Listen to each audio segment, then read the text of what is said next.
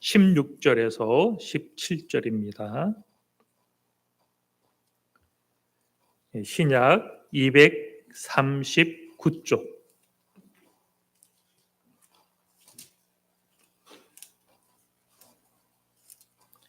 로마서 1장 16절에서 17절입니다.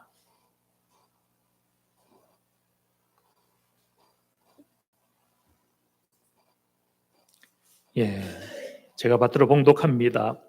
내가 복음을 부끄러워하지 아니하노니 이 복음은 모든 믿는 자에게 구원을 주시는 하나님의 능력이 됨이라.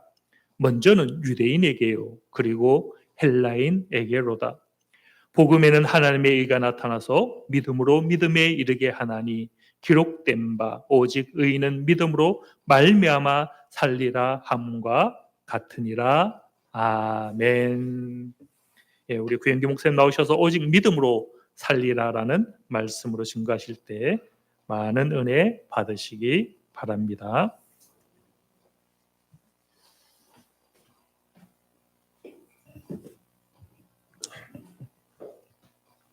할렐루야.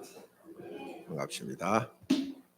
매년 10월 마지막 주일, 오늘과 같은 10월 마지막 주일은 독일의 마르틴 루터가 종교개혁을 일으켜 우리 개신교가 새롭게 생겨나게 된 종교개혁 주일입니다. 오늘은 종교개혁 주일입니다.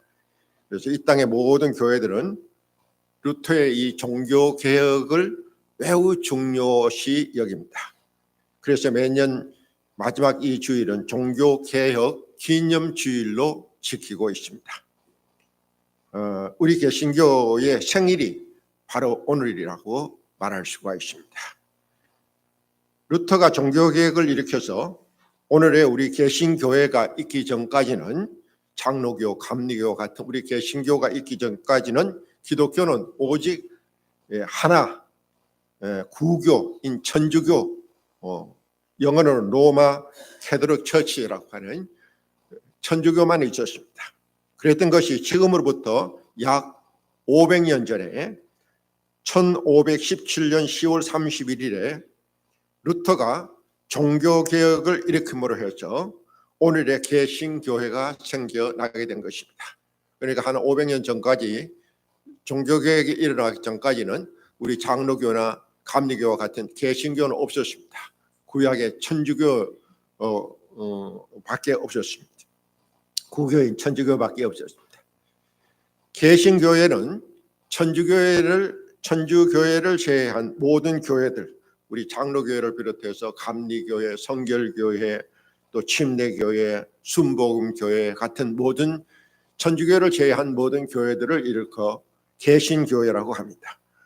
모든 개신교회들은 바로 이 루터의 종교 개혁으로 말미암아서 생겨나게 된 것입니다. 그런 의미로 볼 때 종교개혁은 우리 개신교회는 매우 중요한 사건이라고 할 수가 있습니다. 그러면은 루터는 왜 종교개혁을 일으켰는가? 루터가 종교개혁을 일으키지 않으면 안 되었던 이유가 무엇인가? 우리 개신교 교인들은 오늘 우리 개신교 교인들은 단지 신앙적 상식적인 면에서 봐도 그 이유를 꼭 알아야 할 필요가 있습니다. 루터는 왜 종교개혁을 일으켜서 이 개신교를 만들지 않으면 안 되었던가 하는 그 이유를 우리는 신앙 상식적인 면에서라도 반드시 알아야 할 필요가 있습니다. 그래서 오늘은 루터가 종교개혁을 일으킨 그 이유를 여러분에게 간략하게 아주 짧게 말씀을 드리도록 하겠습니다. 루터가 종교개혁을 일으킨 이유는 크게 두 가지로 설명할 수가 있습니다. 첫 번째는 당시 천주교회가 1500년 동안 기독교가 천주교회가 이렇게 신앙을 이어오면서 많이 부패했습니다. 너무 썩었습니다.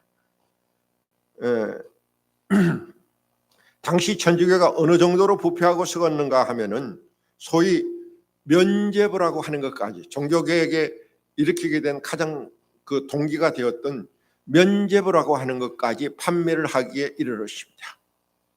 지금 또 로마에 가면은 로마의 가장 큰 구경거리 명물이라고 할 수 있는 것이 바로 천주교 성당, 그 가운데서도 베드로 성전이라고 하는, 성 베드로 성전이라고 하는 그것을 구경할 수가 있는데, 저는 전에 이 로마의 성지순례 때 직접 로마에 가서 그것을 구경할 기회가 있었는데, 그 성전을 보고 정말 입이 벌어지지 않을 수가 없습니다.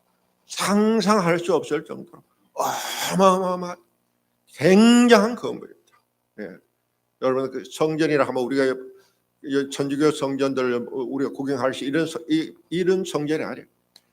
여기서 한 100m 이상 되는 그런 기차 굴 같은 굴이 쫙 복도가 그렇게 크고, 그 천장 위에는 미켈란젤로, 레오나르도 다빈치가 그린 그 그림들이 말이에요. 성화가 쫙 이렇게 그려져 있는데 어떻게 그것을 그렸는지 말이에요. 천장에 거꾸로 매달려서 그림을 그렸어요. 그 성전은 말로 설명할 수 없을 정도로 어마어마하게 엄청난 그런 건물로 지어졌습니다.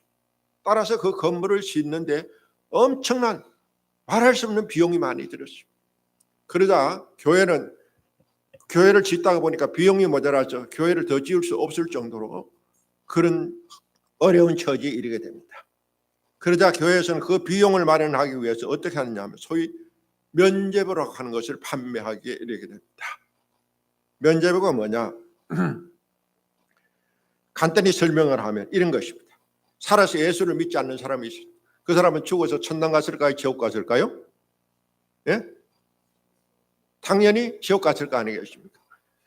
근데 우리 조상 중에서, 우리 아버지 어머니 중에서도 예수를 믿지 않아서 지옥 가는 경우가 있대. 그런데 살아있는 사람으로서는 그 어머니 아버지가 천당 가기를 원합니까? 지옥 가기를 원하겠어요? 천당 가기를 원해요. 근데 이미 지옥을 믿지 않았기 때문에 그런 지옥 가십니다. 어쩔 수 없는 일이죠. 우리로서는 다시 기회가 없습니다. 근데 당시 천주교에서는 기회가 있다는 거예요. 다시 지옥 간 사람도 천국 갈 수 있다는 거예요. 어떻게 하면 되느냐? 그를 위해서 교회에서 판매하는 면죄부, 그것을 사면은, 헌금을 하면은, 그 돈을 주고 그 면죄부를 사면은 지옥에 떨어진 영혼이 천국으로 다시 올라갈 수가 있다. 헌금 바구니에 동전에 떡랑 떨어지는 순간 지옥에 가 있던 영혼이 천국으로 올라간다. 여러분, 이게 말이 됩니까? 예? 우리가 신앙 상식적으로 생각하더라도 말이 돼요, 안 돼요? 말도 안 되는 소리. 이런 말도 안 되는 주장을 펴면서 천주교회가 무지한 성도를 속여서 면죄부를 판매를 했습니다. 루터가 보니까 이건 정말 아니거든. 그래서 그는 그것을 반기를 들고 아니요 라고 하고 일어서게 된 것이, 이것이 바로 루터가 종교개혁을 일으키게 된 첫 번째 동기입니다. 또 하나, 그들은 무엇보다도 성경을 잘못 가르치고 있습니다.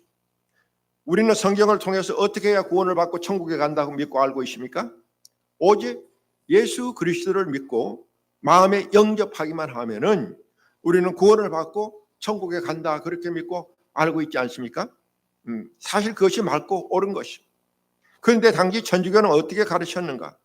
구원은 그렇게 해서 받는 것이 아니고 오직 선을 행하고 모든 성경의 계명들을 다 지켜 행하고 그러므로써 그 공로로 천국에 간다, 그렇게 가르쳤죠.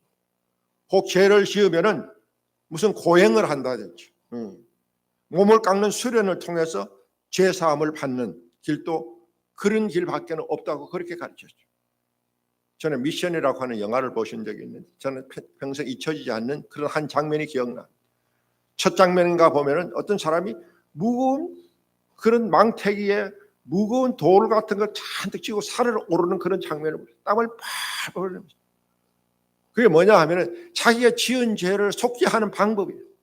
그 고행을 통해서, 힘든 고행을 통해서 자기 지은 죄를 사함 받는다, 그렇게 믿고 그런 길로 구원을 받는 길이라고 그렇게 교회에서 가르쳤기 때문에 그렇게 한 것이죠.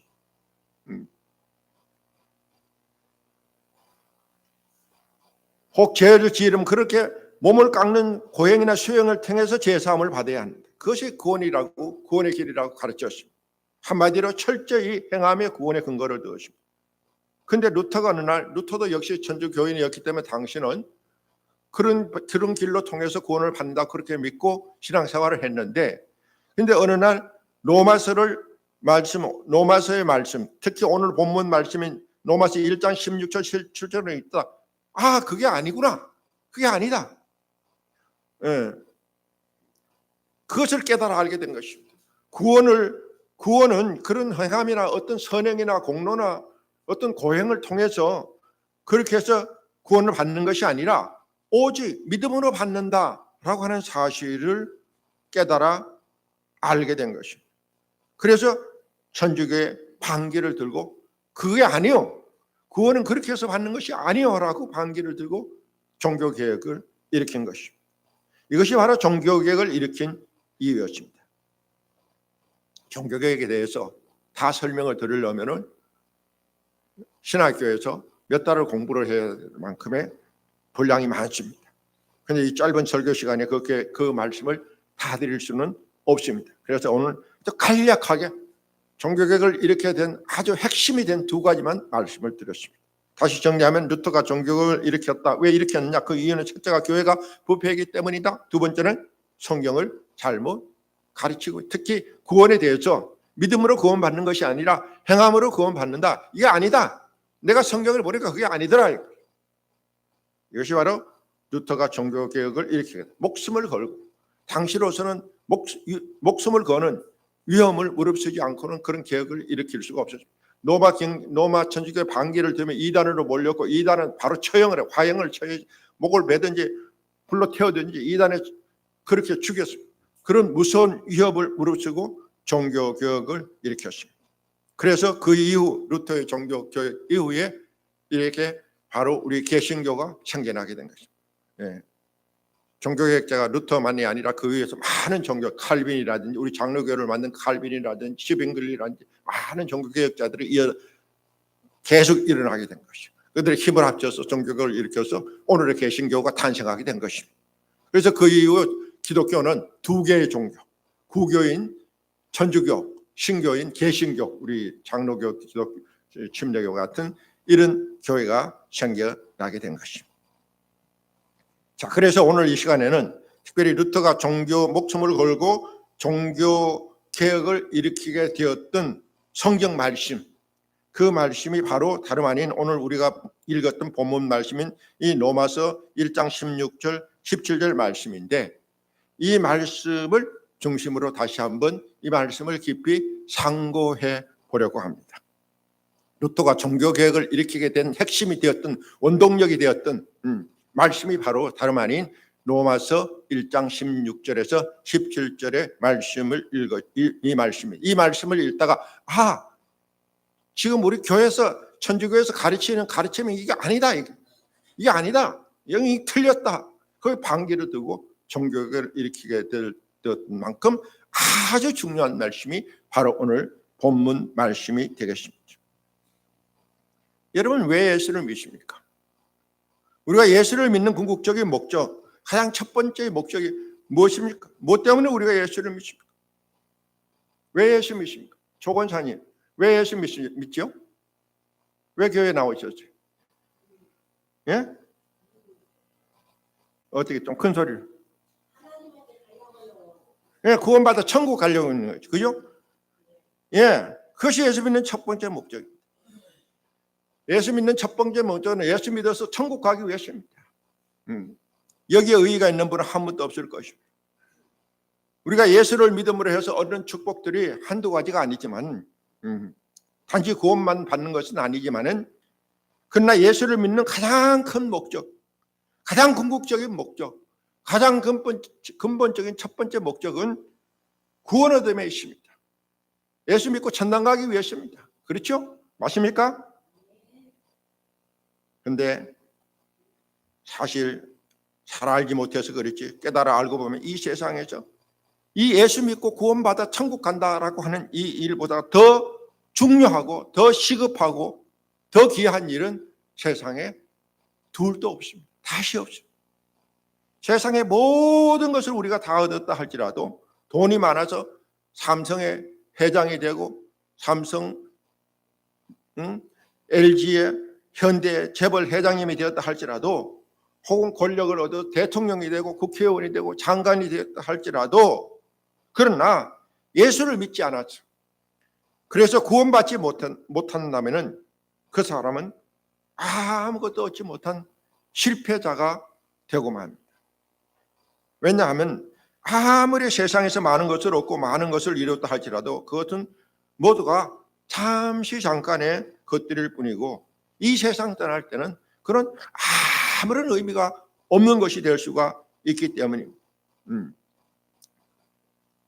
장차 세상을 떠나서 겪게 될 멸망과 고통, 지옥의 그 고통, 펄펄 끓는 지옥의 불못에 떨어진다, 그 영혼에 떨어지고 만다라고 여러분 생각해 보십시오. 이 땅에서 아무리 돈이 많은 재벌 회장이었다, 국회의원 대통령이 되었다 한데 그게 무슨 의미가 있죠?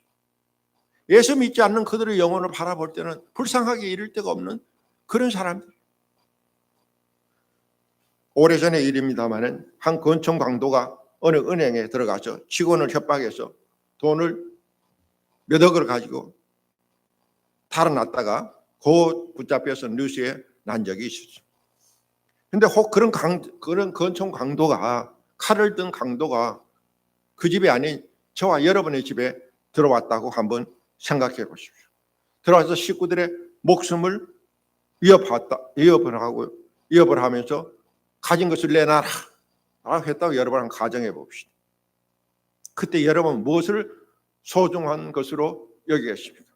내놔라는, 그들이 강도가 내놔라는 돈입니까? 아니면 죽이겠다는 목숨, 어느 것을 더 귀한 것으로 여기겠습니까? 가진 기증품을 다 내놔라, 안 그러면 죽이겠다고 위협을 했다고 합시다. 그때 여러분은 어느 것을 택하겠냐? 돈입니까? 아니면 목숨입니까? 그 돈이 어떤데? 일생 동안 모은 돈인데 그 돈 없으면 나 죽어, 그러면서 목숨을 걸고 돈을 지키려고 하겠습니까? 아마도 세상에 그런 사람은 아무도 없을 것입니다. 제발 목숨만 살려주십시오. 내 가진 모든 것을 다 내줄 테니 제발 목숨만 살려달라고 사정할 것입니다. 왜 그러십니까? 돈이 아무리 귀해도 생명과 목숨과는 바꿀 수가 없는 것이기 때문입니다. 돈은 생명을 대신할 수는 없는 것입니다. 그래서 돈이 아무리 아까워도 수억만금이 된다 할지라도 그렇게 기꺼이 그것을 내놓고 생명을 지키려고 할 것입니다. 그렇습니다.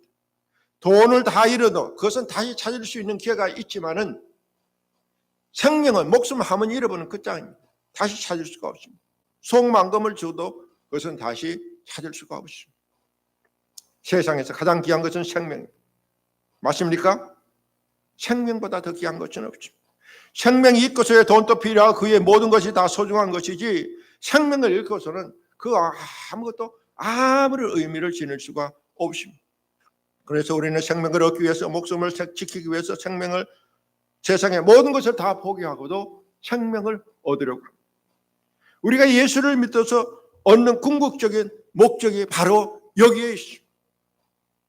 생명 중에서 잠시 잠깐뿐인 이 땅에서의 한 90년, 100년의 그 생명이 아닙니다. 천년, 만년 아니 영원의 생명, 곧 죽음 후에 얻게 될 바로 그 생명, 그 생명을 얻기 위해서 오늘 우리는 아무리 힘들어도 아무리 어려워도 예수를 믿지 않으면 안 되는 것입니다.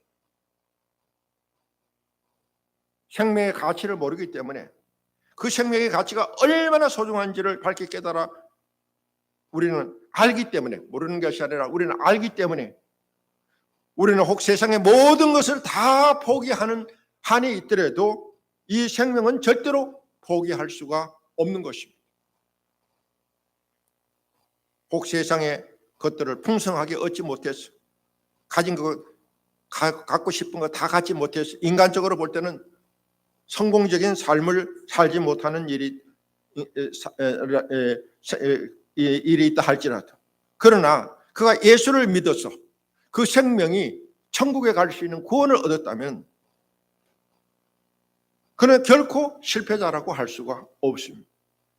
그러나 반대로 이 세상에서 크게 성공을 하고 모든 것을 다 이뤘다 할지라도, 아무리 예쁜 미인이고 미스 코리아에서 선 진선비가 되었다 할지라도 그가 그 생명을 얻지 못하고 그래서 그가 영원한 하늘나라에 이르지 못하게 된다고 한다면 그는 참담한 실패자라고 말할 수밖에 없는 것입니다. 누가복음 12장에 나오는 어리석은 부자의 비유를 우리는 항상 기억하고 살 것입니다. 어느 해 한 부자가 풍성한 소출을 거두었습니다. 그래서 있는 곳간을 헐고 새로 다시 지어야 할 정도로 풍성한 소출을 얻었습니다. 그는 흡족한 마음으로 이렇게 자랑한 말은 내 영혼아 이제 여러 해 쓸 것을 물건을 사두었으니 이제부터 평안히 먹고 마시고 즐기며 놀자꾸나. 그러나 그때 이 말을 누가 들으십니까? 그의 생명의 주인 되신 하나님이 들으셨습니다. 들으시고는 뭐라고 말씀하셨습니까? 이 어리석은 부자야, 오늘 밤에 내가 너의 생명을 도로 찾으리니 그러면 너가 그 예비한 그 모든 재물이 누구의 것이 되고 말겠느냐? 누구의 것이 될까요?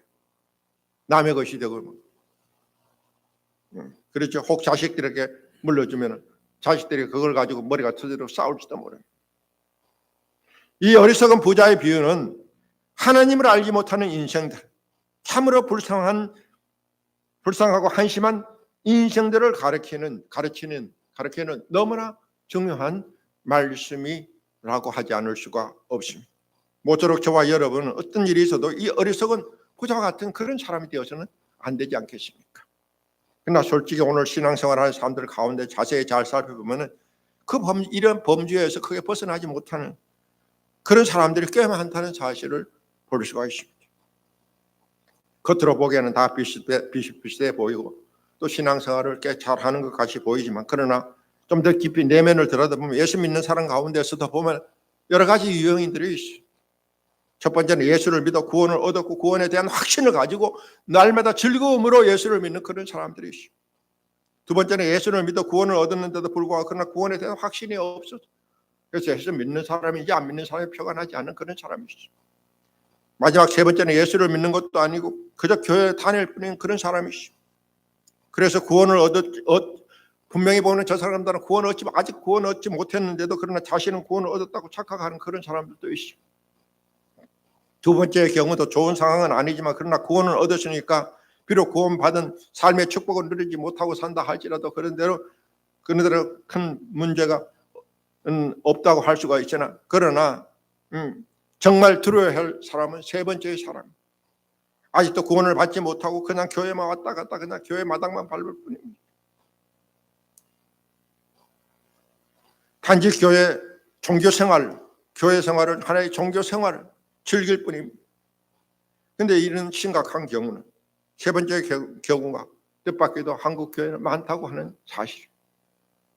마태복음 7장 21절 23절에 주님은 나더러 주여 주여 하는 자마다 다 천국에 갈 것이 아니라 아버지의 뜻대로 하는 자라면 들어가리라. 무서운 말씀을 하셨습니다. 그날에 많은 사람들이 나더러 주여 내가 주의 이름으로 선자 노릇하고 귀신도 쫓아내고 병자들을 고치고 권능을 행해나이다 할 것이나 그러나 나는 저들에게 대하여 내가 너희를 도무지 알지 못하는 불법을 행하는 자들아 내게서 떠나라 할 것이라. 이 사람들이 바로 세 번째 유형에 해당되는 사람들이에요. 여러분, 저와 여러분은 결코 이 세 번째 유형에 해당되는 사람이 되어서는 안 되겠죠.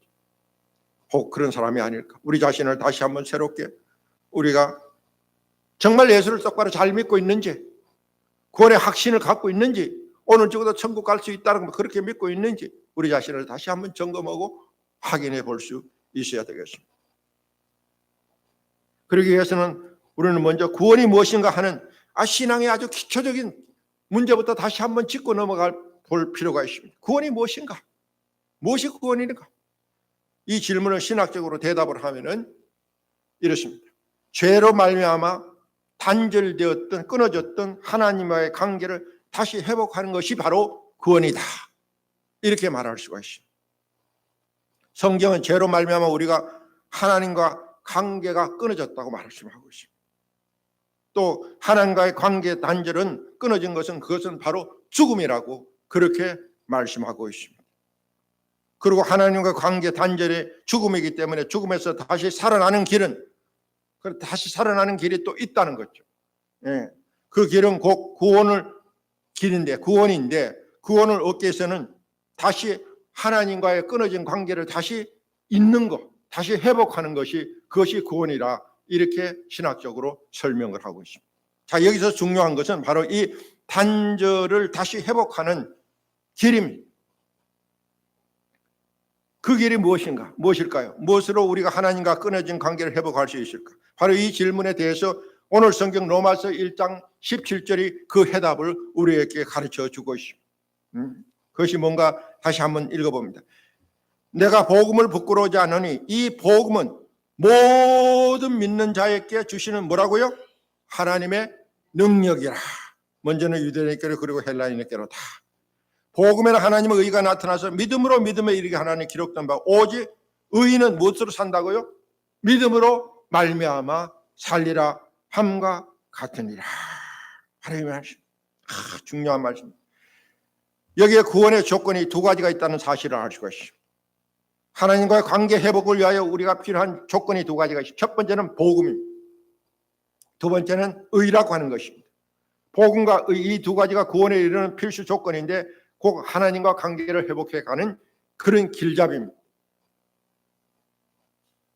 우리 인간이 하나님과 관계된 이유는, 관계가 단절된 이유는, 우리는 하나님과의 처음에 관계가 단절이 되었죠. 예수 믿기 전에 하나님과의 관계가 단절된 이유는 무엇 때문인가? 바로 불의 때문입니다. 범죄 때문이었지. 죄를 지은 우리 인간은 불의하게 되고, 불의한 인간은 하나님과 만날 수가 없게 되는, 하나님과의 관계가 끊어지게 되는 것입니다. 하나님과 관계를 유지할 수 없게 되었습니다. 그 구체적인 성경은 바로 창세기 3장에서부터 나타납니다. 창세기 3장에 뭐라 그래요? 하나님께서 선악과를 만들어 이것을 먹지 마라. 먹는 날을 반드시 어떻게 한다고요? 죽는다 그래요. 근데 그것을 인간이 범했습니까? 안 범했습니까? 따먹었. 결과는 어떻게 돼요? 죽음이에요. 이렇게 범죄한 인간은 죄에 대한 심판을 받아서 죽음에 임했던 것입니다. 그래서 그 심판의 죽음의 문제를 해결하기 위해서는 오직 하나, 다시 의인이 되는 길밖에 없었어요. 다시 의인이 되어야만 하나님의 관계가 회복되고 하나님 관계가 유지되고 다시 살아나는 길이 열려지게 되십니다. 의인이 되는 길은, 방법은, 그런데 뭔가 예수님이 오기 전에 구약에 하나님께서 죄로 단절되었던 우리 인간에게 다시 구원의 길을 주셨어요. 사실 그것이 뭐냐 하면은, 그것이 바로 다름 아닌 소위 모세 오경이라 하는 율법의 말씀입니다. 창세기, 출애굽기, 레위기, 민수기, 신명기에 이르는 구약의 말씀들, 예수님이 오시기 전에 주신 하나님께서는 이 말씀들을 다시 주셨어요. 그래서 죄를 지은 인간이 하나님과의 관계가 단절되어 끊어지고 이제 죄인이 되었는데, 그래서 죽음에 이르게 되었는데, 그러나 다시 살 수 있는 기회를 주셨는데, 그게 뭔고 하니까 바로 구약의 율법들, 십계명을 비롯한 모세 오경의 모든 말씀들, 이 말씀들을 주시고 이 말씀들을 지키고 행하면 다시 의인이 될 수 있고 구원을 받을 수 있다라고 하는 그런 길을 하나님께서 우리에게 제시해 주셨다라고 하는 것입니다. 그러니까 사람이 다시 살 수 있는 길이 열려졌어요. 그건 뭐냐? 구약의 모든 말씀들을 다 지켜 행하면 의인이 될 수가 있고 다시 하나님과 관계 회복되고 그래서 다시 살 수 있게 되었다 이 말. 근데 문제는 뭡니까? 그 구약의 말씀들을 다 우리가 지킬 수 있습니까? 없습니까? 여러분, 구약의 말씀들을 다 지킬 수 있다고 생각하는 분 한번 손 들어보시오. 불가능한. 여기 계신 분들은 구약의 모세 오경의 구약의 말씀들이 뭔지도 모르는 분들이 대부분, 십계명을 알지도 다 알지 못하는 분들이 대부분, 알지도 못하면서 그걸 어떻게 지키겠죠? 어떻게 지켜 행해서 우리가 구원을, 의인이 될 수가 있겠냐면, 그걸 다 지켜 행한 100% 지켜 행하기만 하면 구원을 받아 의인이 되어 하나님과 관계가 다시 이어지고 다시 살아나고 구원을 받게 되는데, 문제는 그것을 다 지킬 수가 없다는 것이 사실인 문제예요. 로마서 3장 10절에 천하의 의인은 없나니 한 사람도 없다. 이 말씀은 그것을 지켜 행해서 구원받을 사람은 한 사람도 없다 이 말이죠. 그래서 인간에게는 하나님이 새로운 다시 사는 방법, 구원의 길을 주셨지만은 그것이 소용이 없게 된 거예요. 무용지물이 된 거예요. 그래 하나님께서 얼마나 마음이 안타깝겠죠. 구원의 길을 주시면 인간이 그것을 다 지켜 행할 수 있는 능력이 없다. 구원의 길을 스스로 이루어갈 수 있는 그런 능력이 인간에게 없다는 것. 이것이 문제. 그런 능력만 있다면 문제가 없었는데 그런 능력이 인간이 없어서 결국 길은 주셨지만 그 길에 그를 통하여서 구원을 받는 사람은 한 사람도 얻게 된 것입니다. 그러자 하나님께서는 어떻게 하셨는가? 새로운 방법을 하나 주셨습니다. 그 방법이 바로 무엇인가? 그것은 바로 첫 번째 방법은 자기의 의로서는 도저히 이룰 수 없으니까 하나님께서 첫 번째 방법 대신 새로운 방법을 제시해 주셨는데 그것은 전혀 다른 방법인데 그것이 무슨 방법이냐? 그것이 바로 다름 아닌 오늘 우리가 읽은 이 성경 말씀인 복음이라고 하는 것입니다. 복음에는 하나님의 의가 나타나서 그렇죠? 바로 이 복음이 하나님이 새로 주신 구원의 길이고 의인이 될 수 있는 우리가 구원받아 천국에 갈 수 있는 그런 새로운 방법을 길을 열어주신 것입니다. 그래서 우리는 이 말씀을 정확하게 잘 이해해야 합니다. 하나님께서 복음을 통하여서 길을 열어주셨다고 하는 이 사실 다시 정리하면은 인간이 자기 의로서는 도저히 의인이 될 수 없어 구원의 소망을 이룰 수 없게 되자 하나님께서 또 하나의 의인이 될 수 있는 구원받아 의인이 될 수 있는 길을 제시해 주셨는데 그것이 바로 하나님의 주신 의라고 하는 것이고 그 주시는 의는 바로 다름 아닌 복음이라고 하는 것입니다. 이해가 되십니까? 좀 어려운 말이죠. 제가 설명해도 좀 어렵기는 어려운 거예요. 이게 쉽지는 않은 말인데 깊이 생각해. 아무튼 여러분 이 이치를 깊이 생각해야 돼요. 자, 그리고 다음에 우리가 알아야 할 것이 있는데 그러면은 중요한 것은 복음이 무엇인가 하는 것입니다. 여러분 복음이 무엇입니까? 복음이 무엇입니까? 복음은 우리가 잘 알고 있는 예수 그리스도 그분이 바로 복음입니다.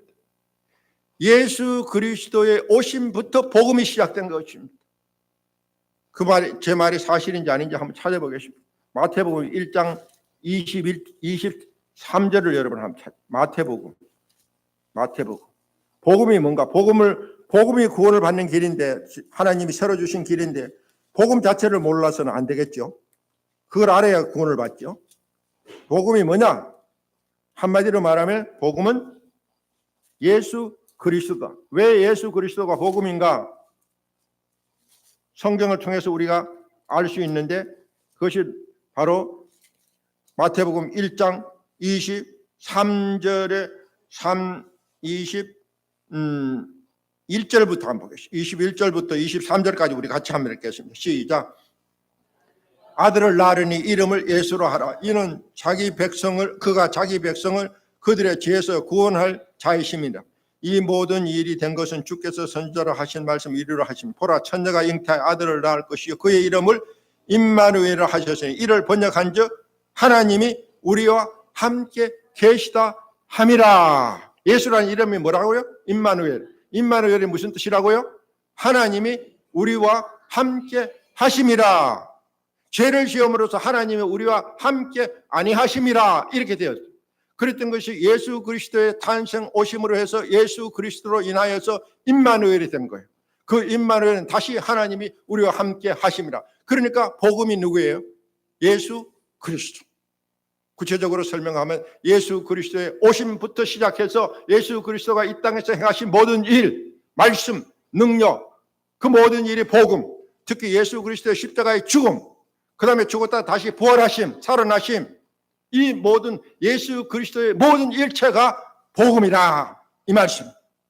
십자가에 못 박혀 죽으시면 복음의 조금이라도 복음 중에서 복음의 핵심이 되는 결정입니다.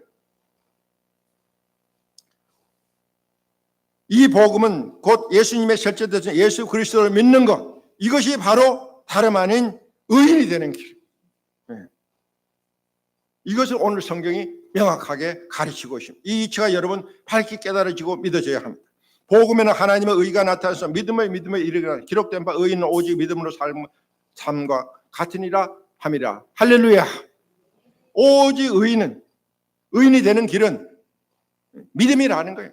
믿음밖에 없다는 거예요. 믿음을 통해서 의인이 될 수 있고 의인이 되어야 우리가 구원을 받아 하나님의 자녀가 될 수 있고 다시 살아날 수 있는, 죄에서 사함을 받고 구원을 받아 천국에 갈 수 있는데, 그 길은 바로 처음에 시작은 복음이라는, 그 길은 바로 복음이라는. 바로 이 말씀으로서 우리는 나는 구원을 확인하고 점검해 볼 수가 있습니다. 곧 내가 오직 예수를 믿음으로 정말 나는 살려고 하는 사람인가. 이제는 중요한 것은 믿음입니다. 과연 믿음을 나는 어떻게 생각하고 어떻게 여기고 살아가고 있는가 하는 것입니다.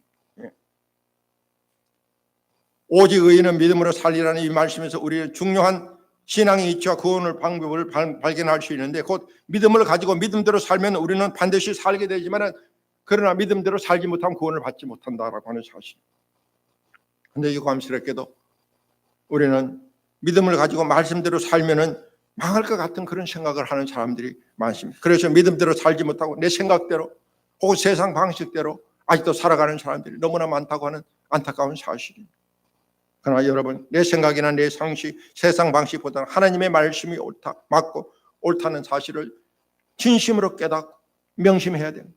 믿음으로 살면 죽음을 것 같지만, 그러나 죽지 않고 반드시 살게 되지만, 그러나 믿음을 버리고 내 생각을 앞세우고 세상 방식대로 살면 우리는 결코 살지 못합니다. 죽게 됩니다. 참으로 살고자 하는 자는 죽고 죽고자 하면 사는 이 생명의 법칙, 이것을 우리가 기억할 필요가 있습니다. 이 이야기는 6.25 동란 중에 있었던 실화라고 합니다. 그날은 주일이어서 교인들이 함께 다 교회당에 오늘처럼 이렇게 모여서 예배를 드리고 있었어요. 바로 그때 인민군 하나가 총을 들고 들어와서 위협을 하기 시작했습니다. 벽에 걸려 예수님의 성화를 탁 떼어놓고 이걸 밟고 지나가라. 그리고 이거 침을 뱉고, 그리고 나는 예수 믿지 않는다. 그런 사람은 살려준다. 공산군들은 기독교를 반대하니까, 옛날이나 지금이나 그랬어요. 그러니까 사람들이 목숨이 두려워서 어떻게 했어요? 거기다 침을 뱉고 발로 밟고 지나갑니다. 교인들이 하나하나 다 지나갑니다. 마지막으로 목사님의 차례가 돼요. 목사님이 가서 성화를 보니까 흙발로 더럽혀지고 침을 뱉어서 말할 수 없이 다 찢어지고 쪼그려진 예수님의 초성화, 너무나 가슴이 찢어져서 무릎을 꿇고 엎드려 통곡을 하고, 하나님, 제가 잘못 가르쳤습니다. 용서해 주십시오. 우리 교인들이 아직도 이렇게 믿음이 없어서 예수님의 초성화를 밟고 지나갔습니다. 저들의 죄를 용서해 주십시오. 무릎을 꿇고 통곡을 하고 울었습니다. 그래서 다음 순간 매우 놀라운 일이 일어났습니다. 인민군이 갑자기 목사님은 교회당 밖으로 나가게 했습니다. 대신 교인들을 한 곳으로 몰아넣었습니다. 그리고는 이 쓰레기 같은 예수쟁이들 드르르 하고 총으로 다 칼 죽여. 이거는 이 꾸며낸 이야기가 아니라 실제로 있었던 일입니다. 왜 그랬는지는 모릅니다. 인민군은 예수를 믿는 사람이었는지 어쩐지는 모르겠는데, 아무래도 내 생각에는 그랬기보다는 역겨워서 그래. 예수 믿는다는 것들이 이렇게 엉터리 가짜다 라고 하는 사실에 역겨워서 그랬지 않았나, 그런 생각이 듭니다. 아무튼 우리는 이 사건을, 이런 이야기를 통해서 우리가 깊이 다시 한번 생각하고 주님의 말씀을 기억하며 떠올리지 않을 수가 없습니다. 그 사람이 믿음을 위하여 자기 목숨을 버리면은 그는 살 것이지만, 믿음을 버리고 자기 뜻대로 살면은 반드시 죽을 것이라고 하는 예수님의 가르침. 그래서 오늘 성경은 말씀합니다. 오직 의인은 믿음으로 살리라. 여러분, 이 믿음을 꼭 가지고 이 믿음을 따라, 이 길을 따라 살아가시기를 부탁드립니다. 믿음대로 살면 죽지 않습니다. 망하지 않습니다. 믿음대로 살면 죽어도 다시 삽니다. 믿습니까? 살아가시다 보면 문득문득 내 마음을 통하여 들려주시는 하나님의 음성 다시 들려올 줄로 믿습니다. 믿음으로 따라 살라라고 하는 하나님의 음성의 말씀을 우리 모두가 듣게 됩니다. 가령 오늘 같은 주일이면 오늘은 거룩한 하나님의 성일이니 다른 데 가지 말고 교회 나가서 예배 드리도록 해요. 자꾸만 교회 주일날만 되면 다 일거리가 자꾸 다른 문제가 생겨요. 교회 안 갈 거리가 생겨. 하다 못해 머리가 띵하고 골치가 아프고, 그러면 하루 쉬지 다음 주일에 가지. 그거는 누구의 음성일까요? 주님의 음성일까요? 마귀의 음성일까요? 마귀의 음성. 주님의 음성이 아니에요. 때로 따라 살아가면 하나님의 음성이 이렇게 들려옵니다. 하나님의 말씀대로 살라. 그 음성에 순종하고 그 음성에 복종하면서 우리가 믿음을 따라 그렇게 살아가는 것이 믿음을 따라가는 삶입니다. 부디 여러분 앞으로 살아가면서 이런 하나님이 들려주시는 음성을 외면하지 마시고 그 음성을 쫓아 믿음대로 사시는 여러분들이 꼭 되실 수 있기를 바랍니다.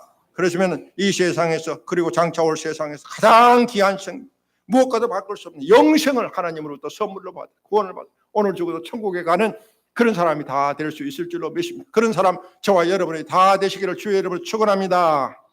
기도합시다. 하나님, 저희들 눈에 보이는 것, 세상의 것들만이 전부인 줄 알고 그렇게 살지 않게 하시고 우리 눈에 보이지 않으나 영원한 생명이 바로 따로 있음을 밝히 깨달아 그 영원한 생명을 위하여 힘쓰며 애쓰며 사는 저희들 되게 하여 주옵소서.